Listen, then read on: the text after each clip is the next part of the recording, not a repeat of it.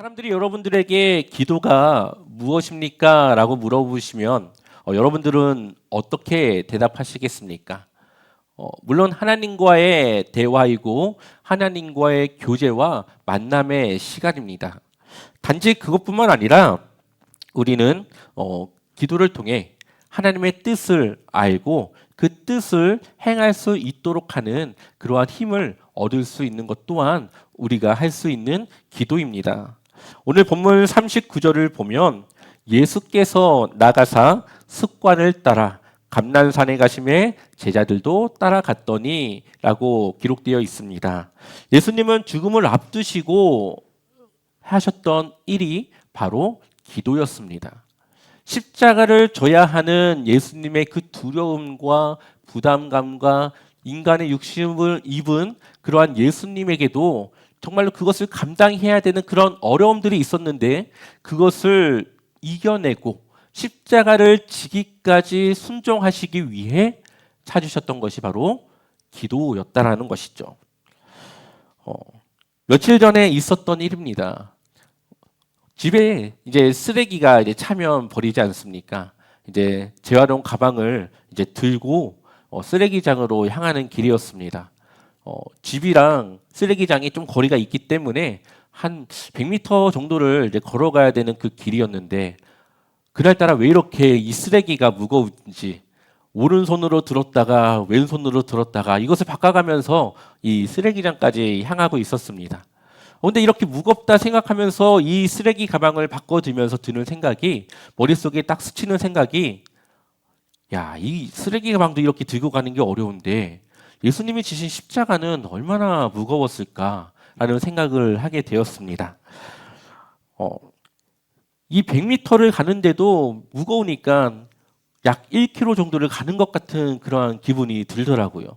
근데 예수님께서는 그 십자가를 지고 골고다 언덕을 올라가셔야 되는데 그것도 수많은 사람들에게 조롱과 비난과 욕을 당하시면서 그 길을 가셔야 됐는데 그 길이 얼마나 힘드셨을까. 특히 그때 예수님이 지셨던 십자가는 이 가로로 세우는 그 나무를 지고 가는 것이었습니다. 그 나무의 무게를 정확하게 알 수는 없지만 추정하기로는 적게는 40kg, 보통 한 50kg 정도 되는 그러한 두꺼운 나무로 좀 보고 있습니다. 일반 사람들도 그것을 들고 가는 게, 지고 가는 것이 힘든데 예수님께서는 채찍으로 40대를 맞으셔서 거의 죽기 직전에 지친 그 몸을 이끌고 그 십자가를 져야 되는 것이었죠.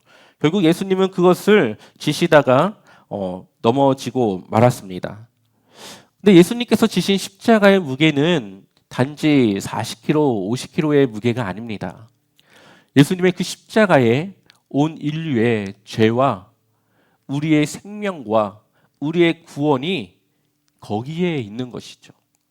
예수님이 힘드셨지만 그 십자가를 감당하며 그것을 지었던 이유는 그것을 포기하는 순간 우리의 구원은 없게 되는 거기 때문에 우리를 사랑하시는 그 하나님의 그 마음으로 그 하나님의 말씀과 그 계획에 순종할 수 있었던 것이었습니다. 그래서 이사야 53장 4절을 보면 우리 한번 읽어볼까요? 같이. 그는 실로 우리의 질고를 지고 우리의 슬픔을 당하였거늘 우리는 생각하기를 그는 징벌을 받아 하나님께 맞으며 고난을 당한다 하였노라. 아멘. 예수님께서 그 질고를 지셨다. 질고는 우리의 고통입니다.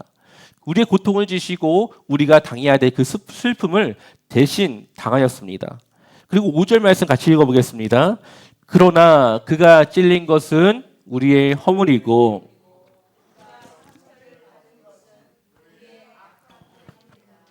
그가 징계를 받음으로써 우리가 평화를 누리고 그가 매를 맞음으로써 우리의 병이 나았다. 아멘. 예수님께서 왜 그 십자가를 져야 했을까요?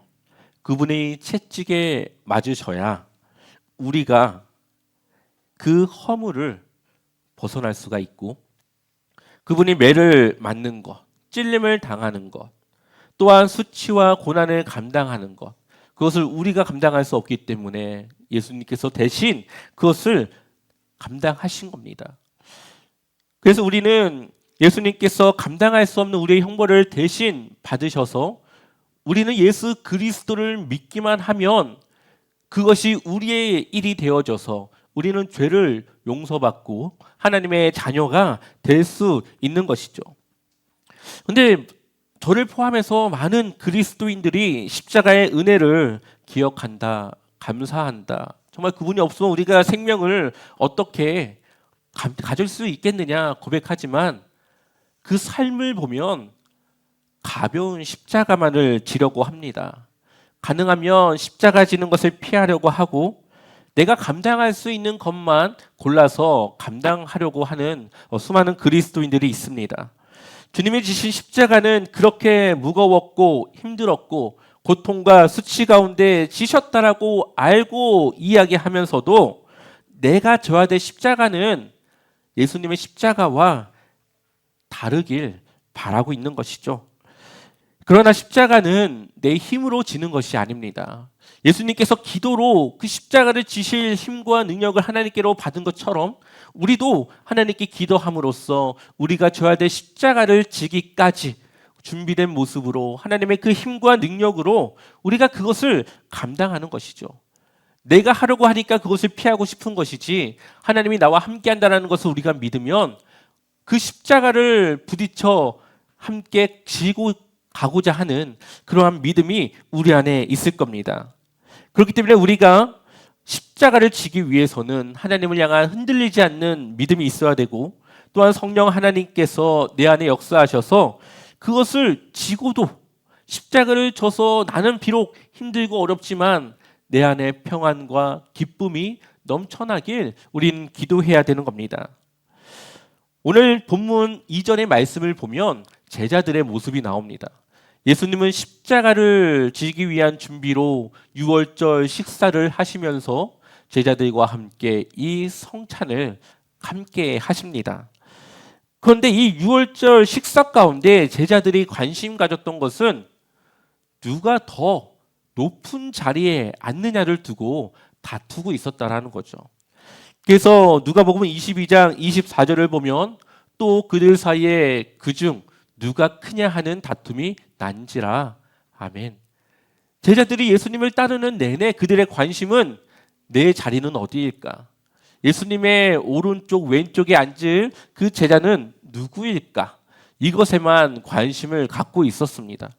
예수님은 죽음과 다시 살아나심을 대해서 이야기하시는데 제자들의 관심은 예수님의 죽음은 그냥 스쳐 지나가고 예수님께서 곧 왕이 되실 텐데 나는 어느 자리에 앉을까? 그것을 놓고 다투고 있었다는 겁니다. 근데 제자들의 그런 모습들이 때로는 우리의 신앙생활을 하는 것과 같습니다. 예수님께서는 그 십자가를 통해 우리가 또 그 십자가를 져야 되고 희생해야 되고 헌신해야 된다는 것을 몸소 보여주셨는데 우리의 관심은 나는 언제 직분을 다는가?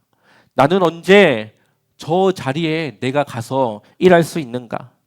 저 자리에 있으면 내가 많은 사람들을 데리고 일을 할 수 있는데 나는 저 자리에 언제 가지? 그러한 생각에 많은 그리스도인들이 관심을 갖고 있다는 겁니다. 주님의 그 사랑을 나누기 위한 자리보다 내가 더 인정받고 사람들에게 더 무언가를 할 수 있는 그 자리를 탐내는 그리스도인들의 모습이 마치 이 제자들의 모습과 같습니다. 예수님의 부활을 보지 못하고 성령을 받지 못했을 때의 제자들은 그러했지만 성령을 받고 그들이 기도하며 하나님이 주신 성령을 통하여서는 그들이 주님과 같은 십자가를 지기를 피하지 않았다라는 거죠.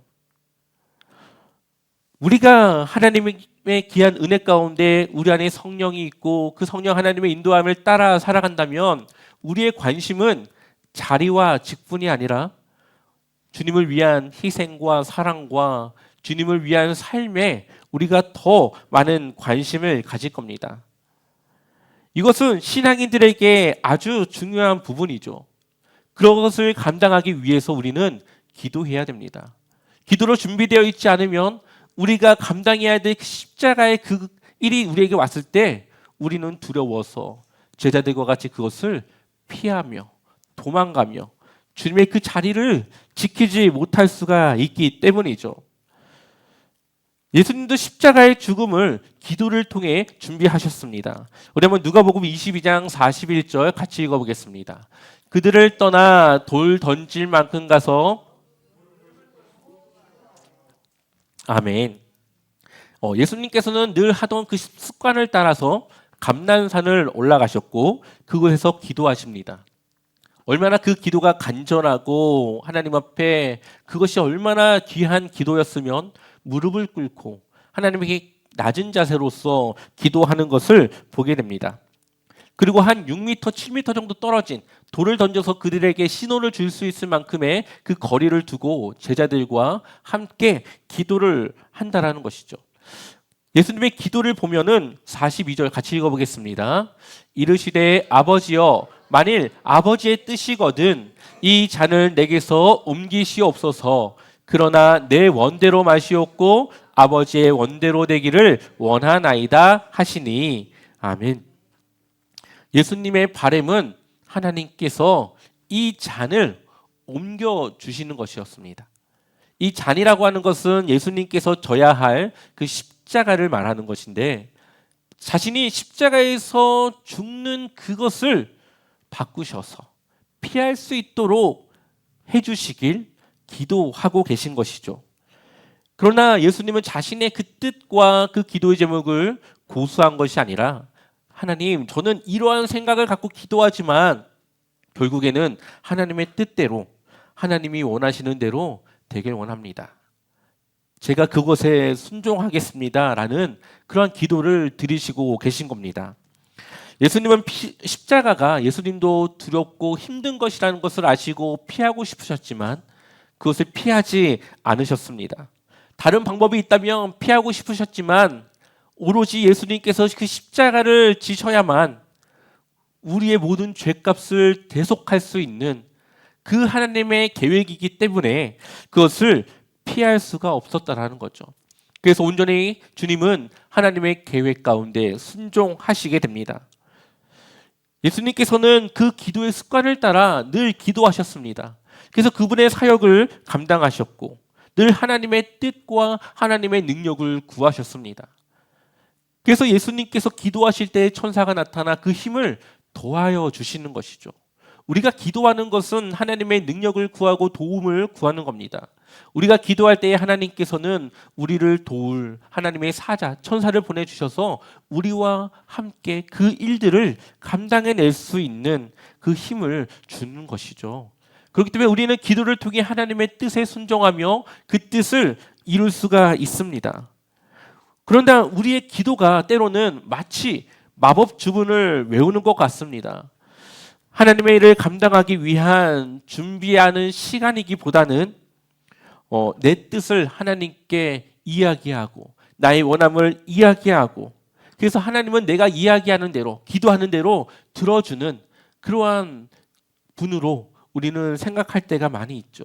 물론 우리의 필요를 구해야 되는 것도 많습니다. 하지만 우리의 기도의 초점은 우리가 하나님의 뜻을 감당하고 하나님의 뜻을 알고 그 십자가 앞에서 피하지 않고 그것을 견뎌낼 만한 믿음과 그 힘과 능력을 달라고 기도해야 되는 것입니다.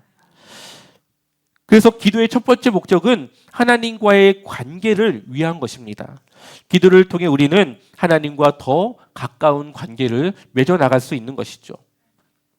예수님이 갑자기 겟세마네 동산에 올라가서 하나님께 이 잔을 옮겨달라고 했겠습니까? 갑자기 죽음이 닥치니까 오늘은 내가 기도하지 않고서는 안 되겠어 하면서 기도하셨겠습니까? 아닙니다. 공생의 사역을 시작하는 내내 예수님은 새벽이건 밤이건 시간이 날 때마다 그 잠을 줄여가면서 하나님께 기도했고 그 기도의 힘은 예수님께서 그 사역들을 감당할 수 있는 힘이 되었던 것이죠. 그리고 그러한 습관을 따라 오늘도 하나님께 자신의 그 마음을 고백하며 하나님의 뜻대로 되기를 기도하고 계신 겁니다. 그래서 오늘 예수님이 하신 기도가 어떠했는지를 44절에 너무나도 잘 보여주고 있습니다. 44절을 보면 예수께서 힘쓰고 애써 더욱 간절히 기도하시니 땀이 땅에 떨어지는 핏방울 같이 되더라. 아멘. 예수께서 드리는 이 기도는 쉬운 기도가 아니었습니다. 여기에는 마귀와의 영적인 싸움이 들어있고 그 싸움에서 이겨야 하는 아주 간절한 기도가 이 시간 들어졌다라는 거죠. 그래서 힘쓰고 애써라는 이 단어를 헬라어로는 아고니아라는 단어를 씁니다. 이 아고니아라고 하는 단어는 전쟁은 혹은 전투 혹은 싸움을 할 때 쓰는 그러한 단어인데 힘쓰고 애써의 그 단어를 썼다고 하는 것은 그 전투를 이기기 위해 그 전쟁을 이기기 위해 예수님께서 핏방울이 되도록 땀방울이 핏방울과 같이 떨어질 정도로 간절하게 기도했다라는 것을 우리는 볼 수가 있습니다. 그리고 그 싸움을 이기기 위해 하나님은 천사를 보내주셔서 힘을 더하여 주시는 것이죠. 우리가 기도에 임하는 것은 때로는 영적인 싸움이고 영적인 전투입니다. 대충 그 기도를 하고 끝내는 것이 아니라 그 싸움에 이겨야 되는 기도가 있는 것이죠.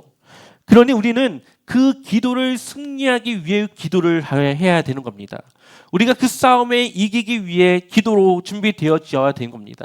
그래야지만 우리는 우리가 져야 될 그 십자가가 나에게 다가왔을 때 그것을 감당할 수 있게 되는 것이죠. 그래서 예수님이 제자들에게 기도에 대해 말씀하시면서 너희가 유혹에 빠지지 않게 기도하라고 말씀하십니다. 우리 40절 말씀 우리 함께 읽어보겠습니다. 그곳에 이르러 그들에게 이르시되 유혹에 빠지지 않게 기도하라 하시고 아멘.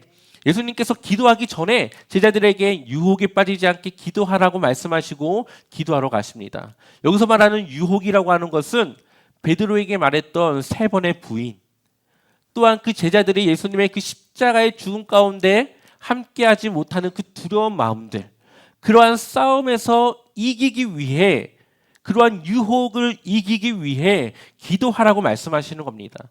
근데 예수님의 제자들이 뭐 하고 있었습니까? 자고 있었죠. 그들은 예수님께서 그 기도를 통해 얼마나 심각한 상황인 줄 알고 있었습니다. 그래서 슬픔에 잠겨 자고 있었다라고 말하고 있습니다. 또한 46절을 보면 이르되 어찌하여 자느냐 시험에 들지 않게 일어나 기도하라 하시니 아멘. 시험에 들지 않게 뭐 하라고요? 기도하라고요. 우리가 하나님의 말씀과 뜻대로 살아가는 것은 우리의 의지로 살아가는 것이 아닙니다. 우리가 기도하여서 하나님께서 우리가 그러한 마음과 믿음을 지키고 살아갈 수 있도록 우리를 도우셔야 하는 것이죠. 또한 예수님은 제자들을 위해서도 기도합니다.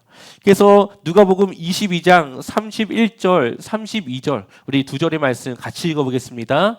시몬아, 시몬아, 보라, 사탄이 너희를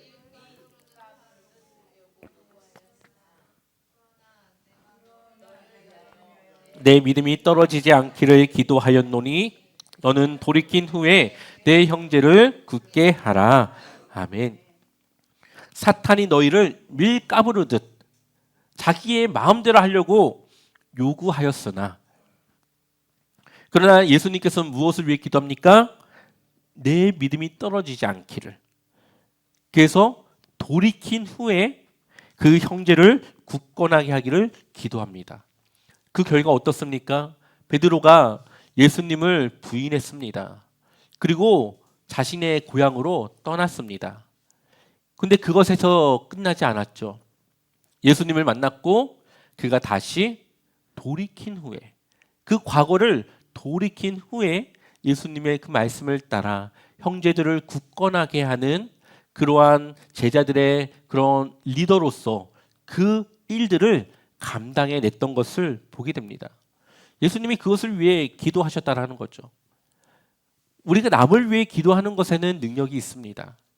물론 그 사람도 기도하고 하나님을 향한 믿음을 가지고 있어야 되겠지만 우리가 나를 위해서뿐만 아니라 다른 이들을 위해 기도하는 것도 하나님이 주시는 큰 능력과 역사가 있습니다.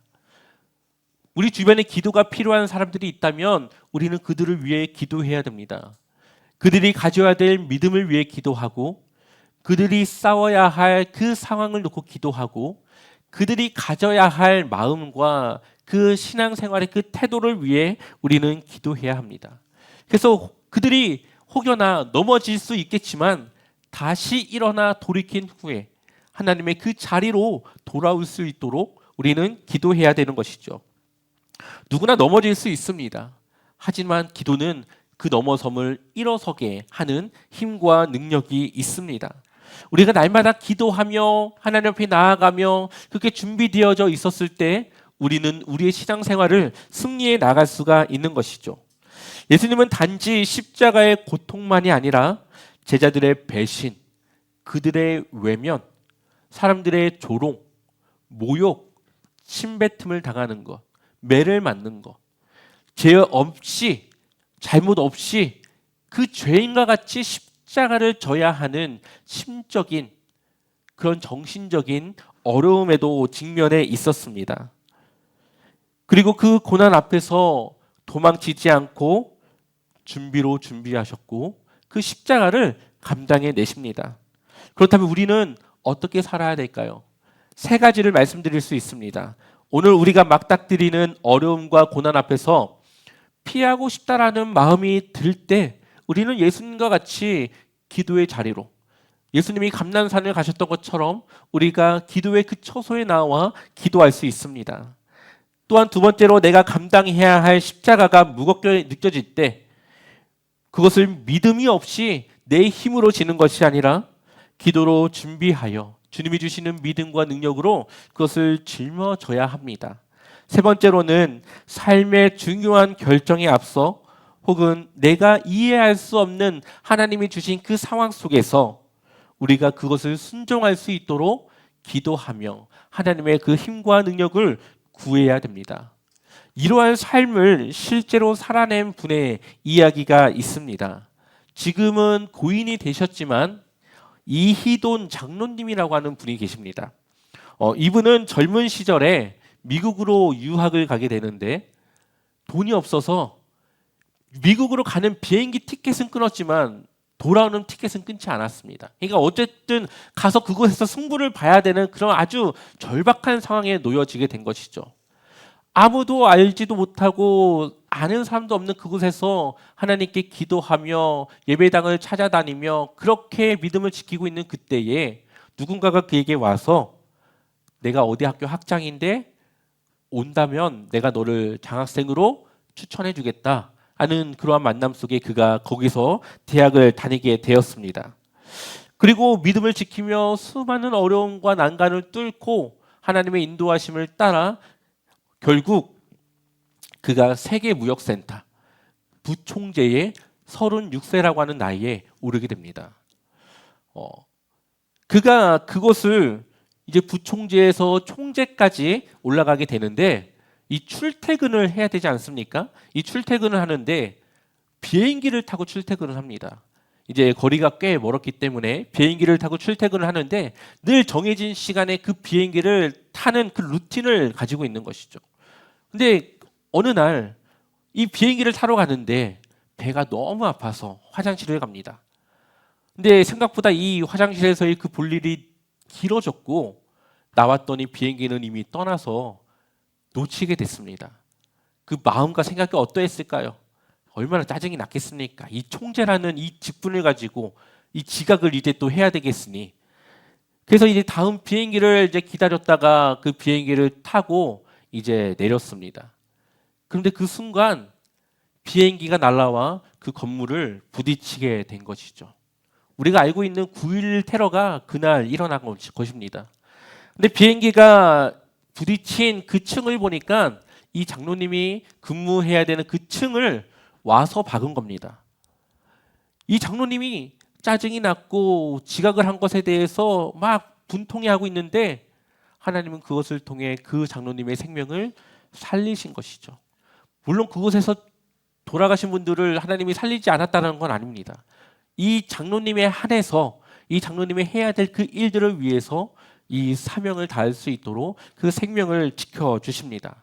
근데 이분의 생활은 어떠했는지 돌아보면 이제 헬기를 타고 사람들을 만나고 다닐 때에 그 헬기 안에서 말씀 카드를 들고 다니면서 암송하는 것을 즐겨했습니다. 시간이 날 때마다 기도했고 작은 결정이라도 누군가의 그 대화 속에서 결제를 하고 해야 되는 그때에는 잠깐 그 사람에게 양해를 구하고 화장실을 갔다 온다고 하면서 그곳에서 짧게 하나님께 기도하고 그리고 와서 그 결정을 했다라는 것이죠. 이분은 하나님과 늘 교제하고 동행하며 늘 준비된 모습으로 살아갔습니다. 결국 하나님은 그를 생명을 연장시켜 주셔서 그가 하나님의 그 일들에 많은 것을 감당할 수 있도록 하셨다는 거죠. 기도라는 것은 우리의 위기의 도피처뿐만 아니라 하나님께서 인도하시는 그 길 위에 우리가 하루하루 살아갈 수 있게 하는 그러한 준비의 시간이기도 한 것입니다.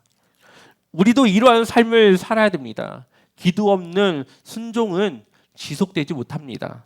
기도 없이 내가 내 힘으로 감당하는 사명은 언젠가는 무너지게 되기 때문입니다.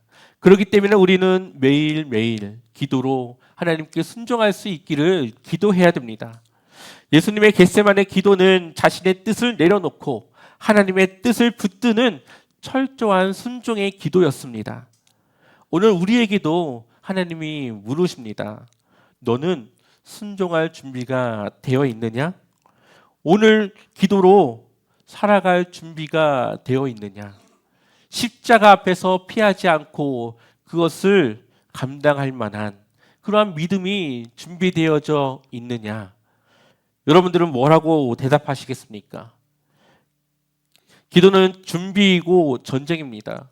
그리고 기도는 하나님의 말씀에 우리가 순종할 수 있도록 준비되게 해줍니다. 오늘도 주님의 뜻을 따라 기도로 준비된 삶, 기도로 준비된 순종, 그 길을 함께 걸어가는 우리 제자와 삼교회가 되길 축원합니다.